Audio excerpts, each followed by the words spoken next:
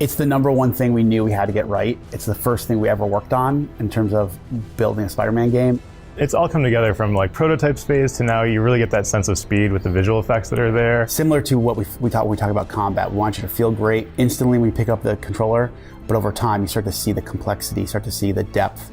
Your R2 button is really your go button. We use that for both ground motion, where you start doing parkour over elements that might be in your way, and for swinging in the air. And so R2 throws out a line, searches through the environment to find that attach point. You're on a pendulum, and then at different points in that line, you've got different momentum coming off the line. And so as a player, you're thinking about where you're releasing, then you can actually hit X off the line to get sort of a jump spring off. Different places, again, depending on where you are on the pendulum, give you either forward or upward momentum. Through the other moves, like the X button, again, will throw out lines ahead of you, or you can actually steer it to do quick turns.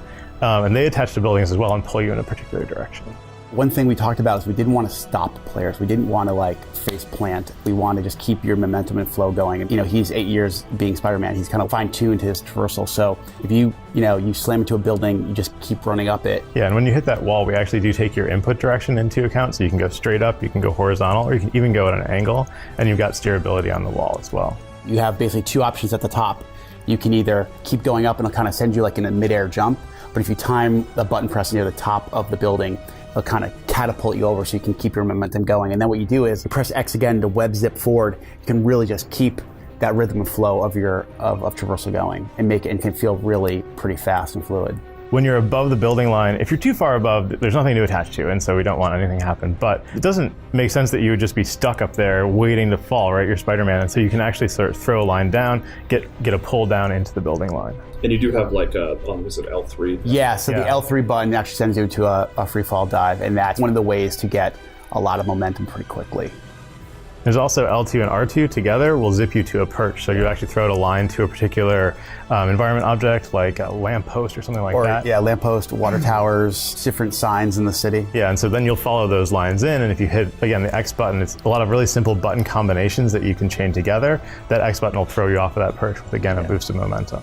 As you level up through the game, you actually do get some speed boosts, so you start going faster. There's also some of those moves that we've talked about that really give you bursts of momentum are unlockable over the course of the game.